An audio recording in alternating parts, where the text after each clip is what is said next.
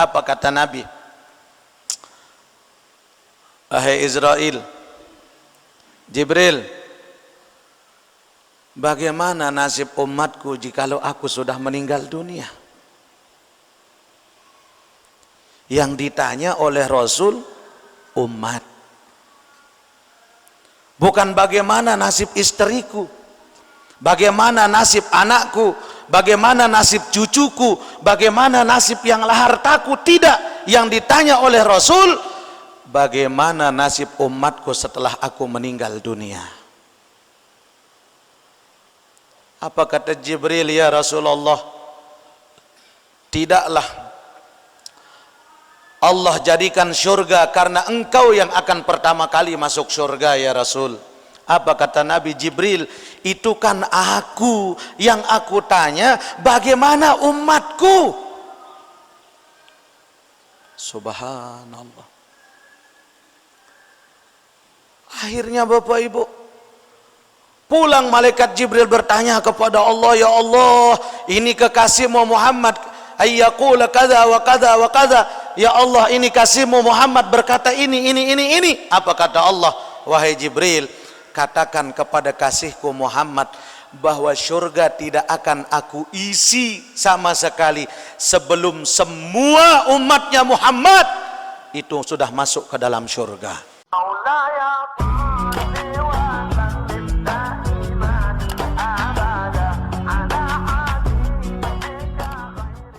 Bismillahirrahmanirrahim. Assalamualaikum warahmatullahi wabarakatuh.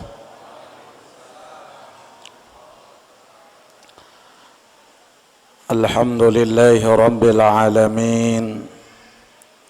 Wa bihi nasta'inu ala umuri dunya waddin. Wassalatu wassalamu ala sayyidina rasulihil karim حبيبنا وشفيعنا محمد أبي القاسم الأمين وعلى آله وأصحابه ومن اتبع هداه إلى يوم الدين. قال سبحانك لا علم لنا إلا ما علمتنا إنك أنت العليم الحكيم ولا حول ولا قوة إلا بالله العلي العظيم. أما بعد. Hadratil Mukarramin, para segenap DKM Masjid Al-Amin, yang mudah-mudahan kita semua selalu dalam lindungan Allah Subhanahu wa ta'ala.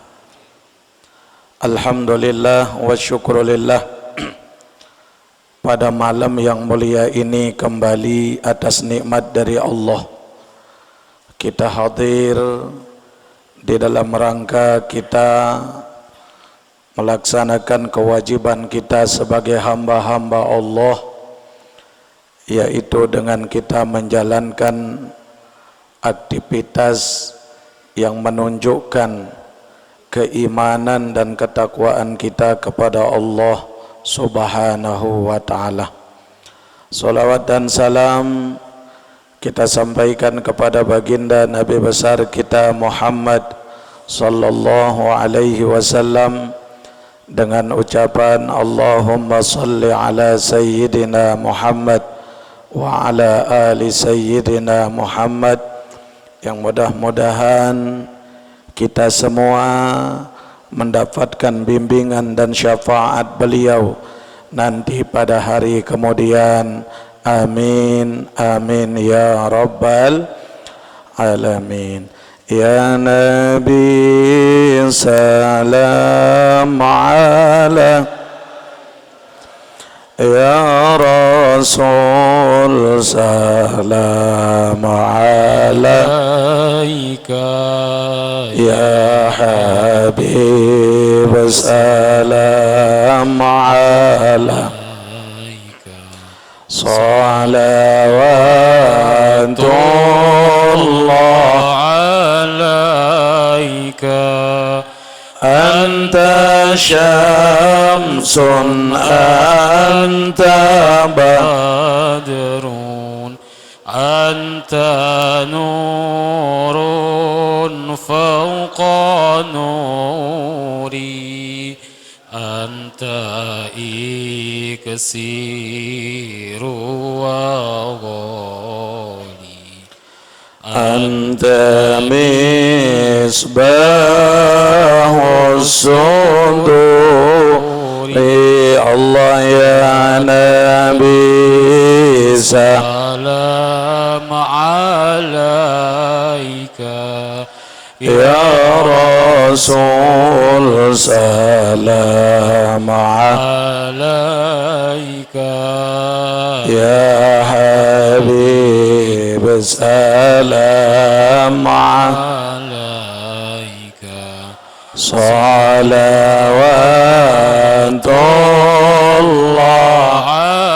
alaika ya Habibi ya Muhammad ya arusal khafiqaini ya muayyad ya mumajjad ya imam al-qiblatain Allah ya Nabi salam alaika ya Rasul salam alaika ya Habib salam alaika salawatullah alaika Allahumma salli wa sallim wa barik. barik alaihi. Ma'asyiral muslimin rahimakumullah. Pada malam hari ini kita berada di awal daripada bulan Rajab, di mana kita ketahui bersama bahwa Rajab adalah yang dipilih oleh Allah menjadi bagian daripada Ashhurul Hurum, salah satu bulan yang menjadi bulan yang mulia di antara 12 bulan, di mana Allah menyatakan dalam Al-Quran, inna iddatash syuhur indallah 12 syahran fi kitabillah. Sesungguhnya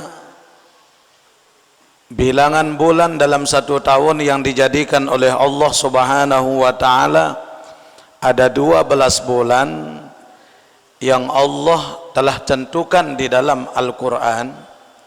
Yauma khalaqas samawati wal ard minha arba'atun hurum, di mana dalam 12 bulan itu Allah menjadikan langit dan bumi, dan dari 12 bulan itu Allah pilih 4 bulan di dalamnya menjadi bulan haram. Mana bulan haram itu? Kata ulama, ada 3 bulan yang bergandengan, namun ada 1 bulan yang terpisah. Mana 3 bulan yang bergandengan? Zulqa'dah, Zulhijjah, Muharram. Mana 1 bulan yang terpisah? Bulan Rajab. Zulqa'dah, Zulhijjah, Muharram, Rajab.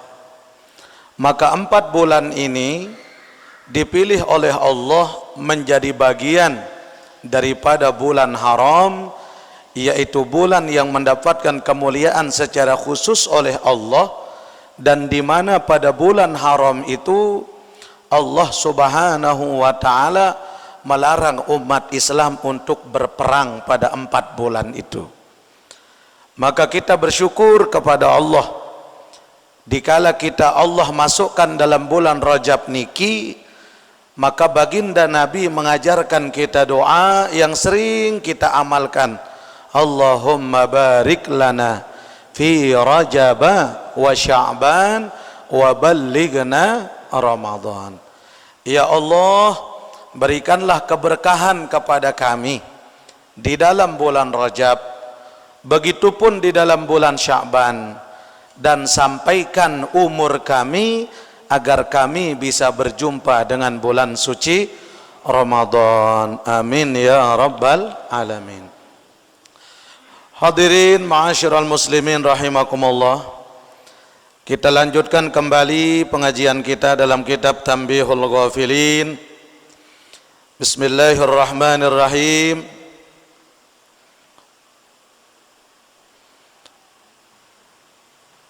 Kita lanjutkan. Bismillahirrahmanirrahim. An Anas bin Malik radhiyallahu taala anhu qala qala Rasulullah sallallahu alaihi wasallam, man ahabba liqa Allah ahabba Allahu liqa'ahu. Barang siapa yang cinta, yang rindu untuk berjumpa dengan Allah, maka Allah pun rindu untuk berjumpa dengan mereka. Tidak semua umat Islam itu rindu dengan Allah, dan tidak semua orang-orang yang beriman itu cinta kepada Allah. Kata Imam Al-Ghazali, karena mahabbah itu pada diri kita itu ada dua. Al-hubbu marhalataini. Model cinta kita sebagai hamba ini ada dua. Yang pertama, ada yang dinamakan dengan hubbu aklin, cinta yang berdasarkan atas logika dan akal pikiran kita. Dan yang kedua, kata Imamul Ghazali, ada namanya hubbu atpah. Hubbu atpah ini adalah cinta yang sesungguhnya, yang tidak bisa diungkapkan dengan suara, tidak akan pernah bisa dituliskan dengan untaian huruf, dan tidak akan pernah bisa dipikirkan dengan logika. Maka di mana posisi cinta kita kepada Allah? Sekarang kita lihat, masih dalam bab haulul maut wa syiddatih, tentang pedihnya kematian dan perkara-perkara yang ada padanya. Kata Imam Al-Ghazali, ada model cinta di antara kita kepada Allah itu hubbu aklin. Kita cinta karena ada maunya. Lamun ara milin teh rajin ita jok masjid. Sehingga kenjekeuna susah. Kenjekeuna tetagih si bang rontok. Tetagih si bang cengok. Ndek man datang merebut lek masjid wah iya julu nyapu. Nah, ini cinta kepada Allah karena ada maunya. Maunya apa? Untuk dihilangkan masalahnya oleh Allah. Persis kata Imamul Ghazali, hubbu aklin ini orang cinta karena ada maunya yang ingin dia sampaikan hingga memaksa dia untuk cinta. Contoh, seperti cintanya orang yang sakit kepada obat. Orang yang sakit, sepahit-pahitnya obat diminum apa tidak? Diminum. Apa nggak dokter, ibu sakit ya? Sakit pak dokter. Oh ini obatnya ya, 4 macam. Terus kebeli nasi seki obat marah, kebeli lekong, kebeli. Pahitnya luar biasa. Kira-kira kita minum enggak? Tapi kita minum obat itu niatnya apa? Ingin sembuh.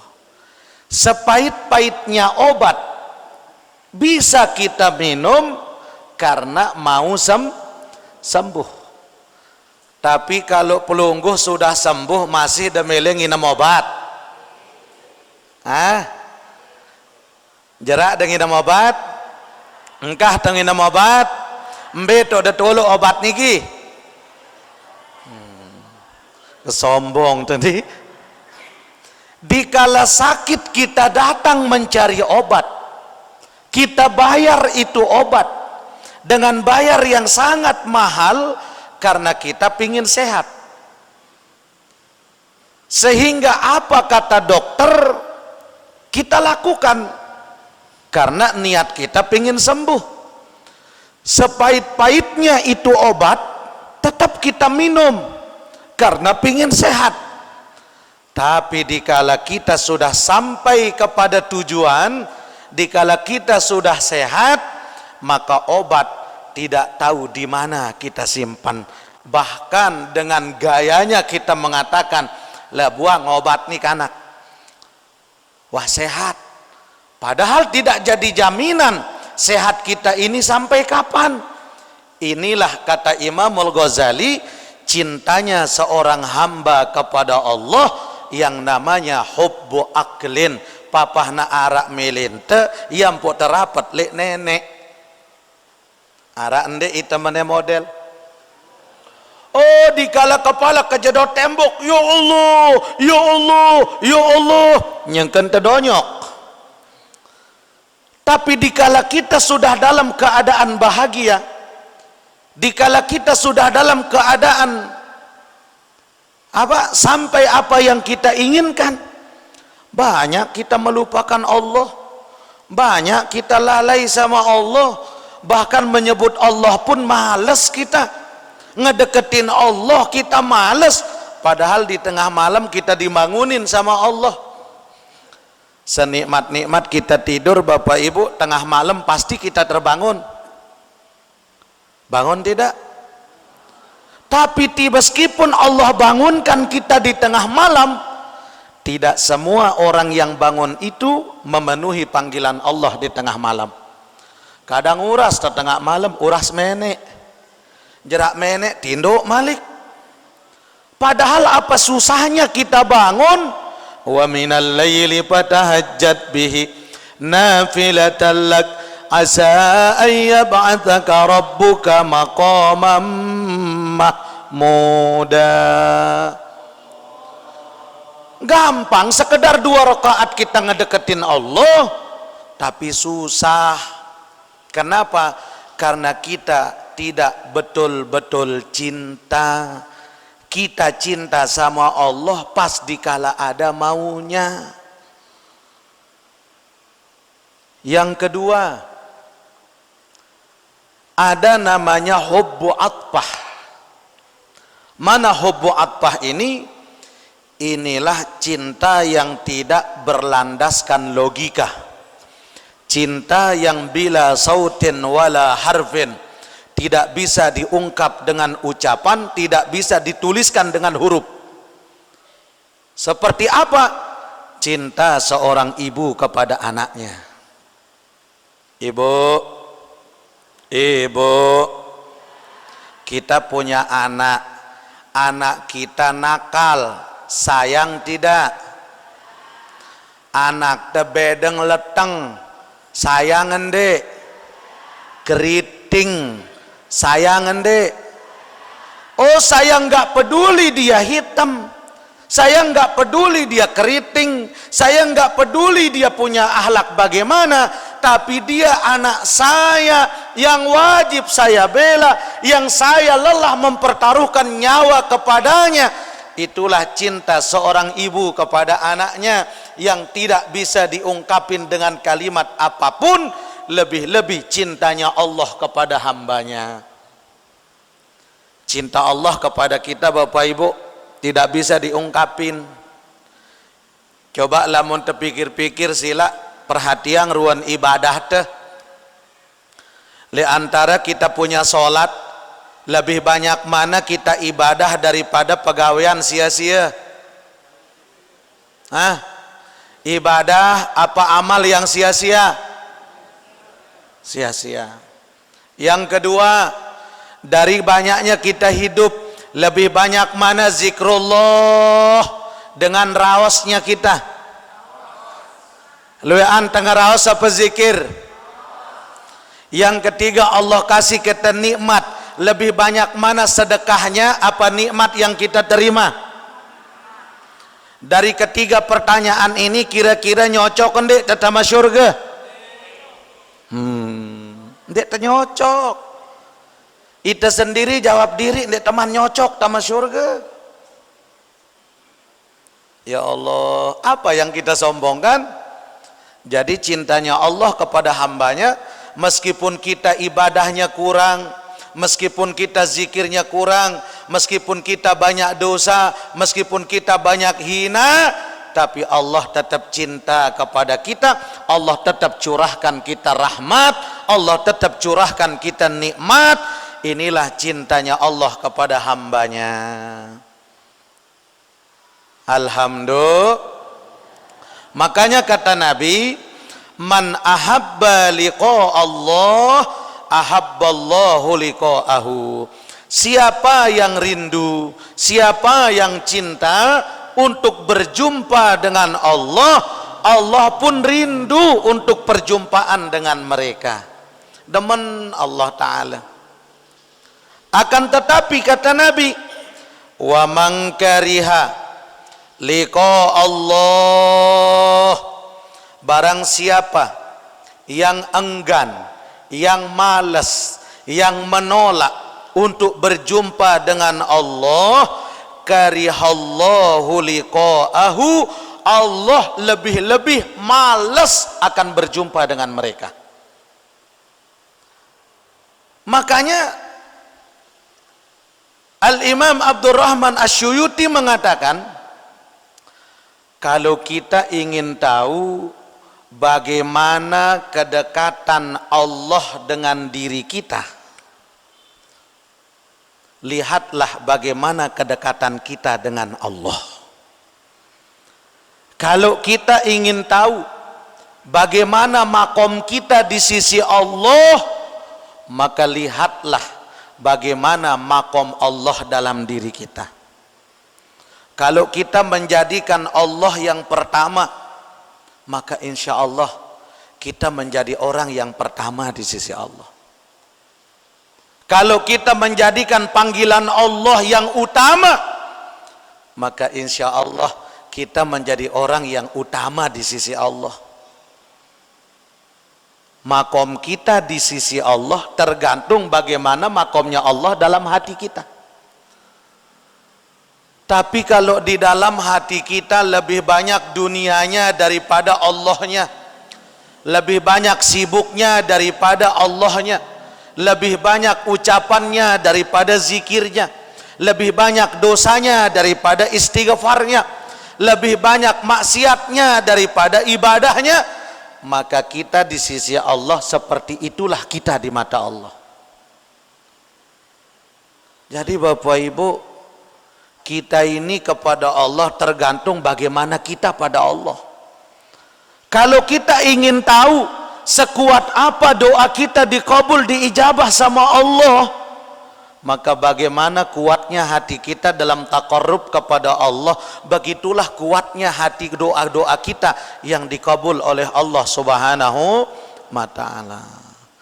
Makanya Bapak Ibu, dalam bulan Rajab niki, ayo kita perbanyak amal soleh, karena kita tidak tahu apakah kita bisa berjumpa dengan Ramadan apa tidak. Hari ini kita sampai pada bulan Rajab, berarti doa pelungguh sami Rajab tahun lalu dikabul oleh Allah. Alhamdulillah. Waktu Ramadan dulu kita berdoa apa? Ya Allah, pertemukan kami dengan bulan Rajab, Sya'ban, Ramadan di tahun-tahun yang akan datang.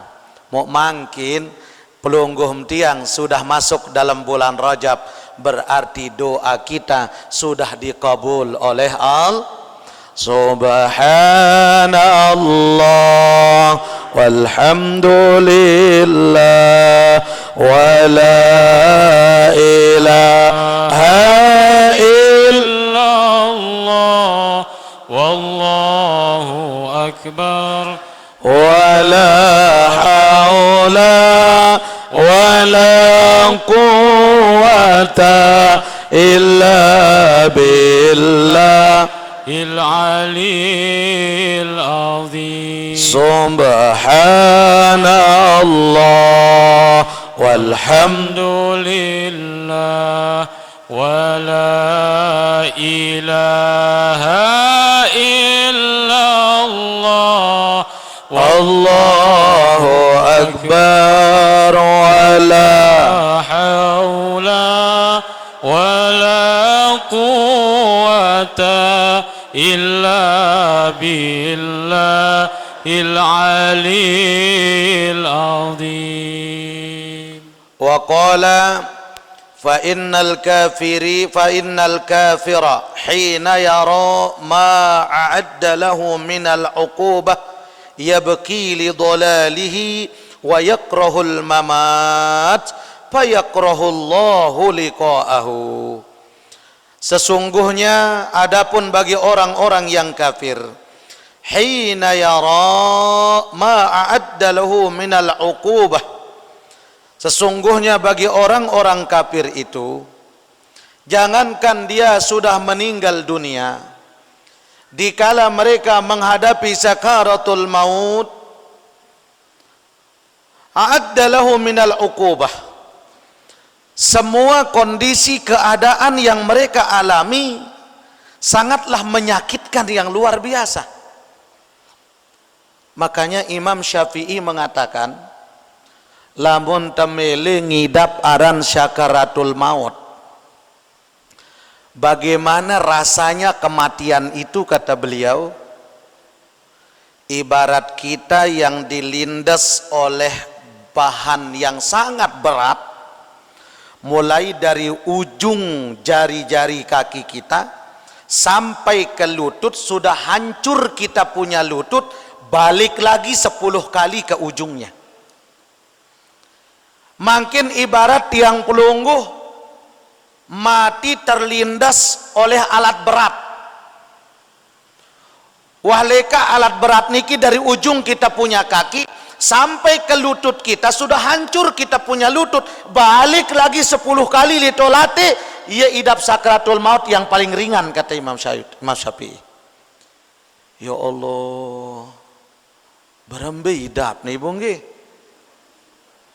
arak meleng idap. Oh tiang jadi kebani bu.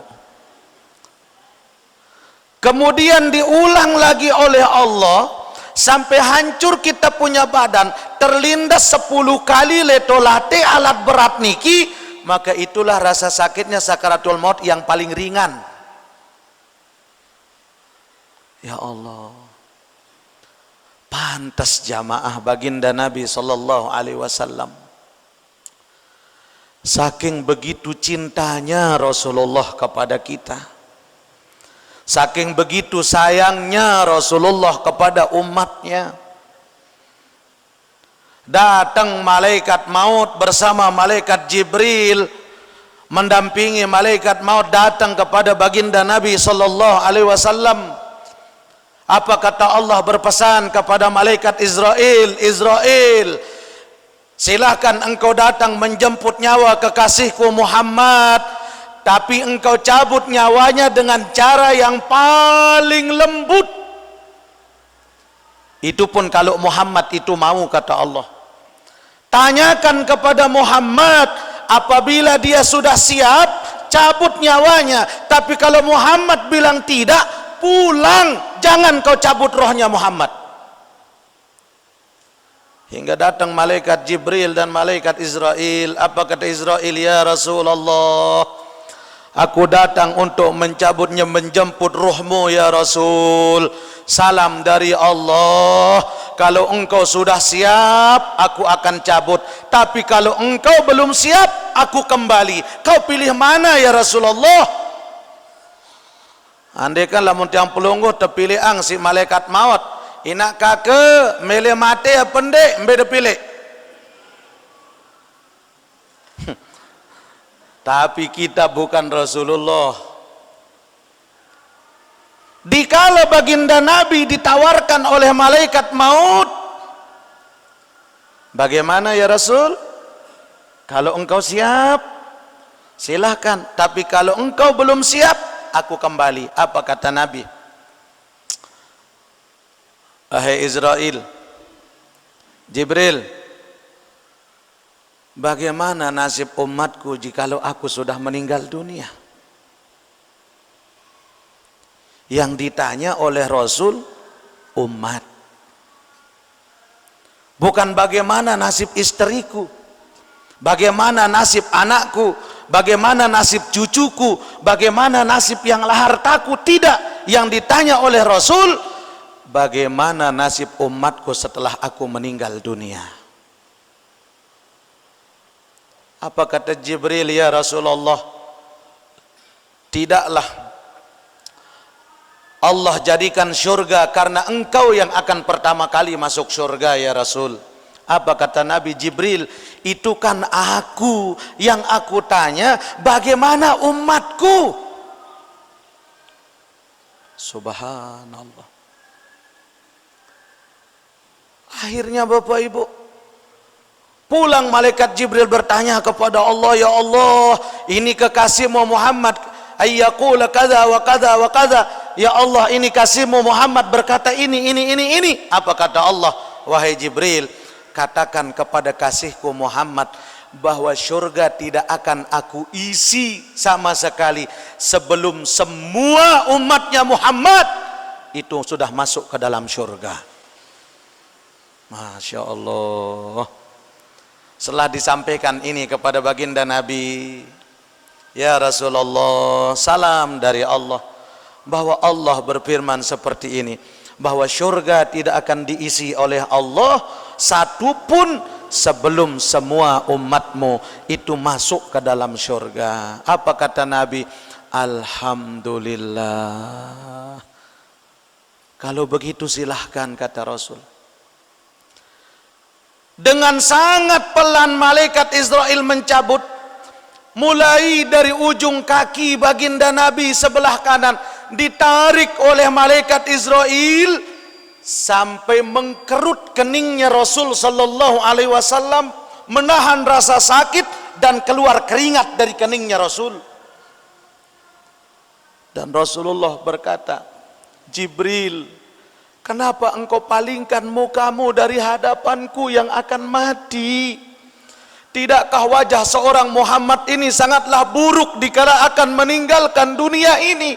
Apa kata Jibril? Ya Rasulullah, aku tidak tega melihat engkau yang maksum, bersih dari dosa, satupun kau tidak punya dosa. Engkau pun merasakan sakit saat sakaratul maut, ya Rasul. Aku tidak tega, ya Rasulullah. Apa kata Nabi Israel? Inikah sakitnya yang namanya sakaratul maut itu? Dengan tersendat-sendat Israel berkata, iya ya Rasulullah. Apa kata Nabi? Satu kalimat yang keluar, Allah, Allah, Allah. Rasulullah menahan rasa sakit. Akhirnya Rasul berkata, ya Allah, jikalau begini sakitnya yang namanya sakaratul maut, kalau jika ini yang akan dirasakan oleh umatku, ya Allah, maka timpakan semua rasa sakit sakaratul maut umatku kepadaku hari ini, agar umatku tidak merasakan sakitnya sakaratul maut itu. Ya Allah. Berarti Bapak Ibu, sesakit apapun sakaratul mautnya umat Nabi Muhammad sallallahu alaihi wasallam, sudah dikurangi rasa sakitnya oleh Allah, karena setengahnya sudah dirasakan oleh Rasulullah sallallahu alaihi wasallam. Makanya Rasulullah ajarkan kita doa, Allahumma hawwin alaina fi sakaratil maut. Tetap kita baca ini setiap saat, tiap pagi, tiap petang. Dalam zikir kita lantunkan, Allahumma hawwin alaina fi sakaratil maut. Makanya Rasul mengatakan, bagi orang-orang kafir, begitu dahsyat yang akan mereka alami. Yabqi li dhalalihi, bahkan mereka lebih daripada menangis atas dahsyatnya kematian yang mereka alami. Wa yukrahul mamat, dan begitu susahnya di saat menghadapi kematian. Ya Allah, Bapak Ibu, matinya orang-orang yang beriman yang paling gampang, kata Rasul, sebagaimana sehelai rambut yang dicabut dari tepung bagi orang-orang yang beriman. Akan tetapi bagi orang-orang yang munafik, orang-orang yang musyrik, orang-orang yang ingkar kepada Allah, kematian bagi mereka, kata Nabi, ibarat sehelai sutra yang dicabut dari duri. Berembeidap nengge. Na'udzubillahi min zalik. Wallahu ta'ala alam. Kita azan dulu.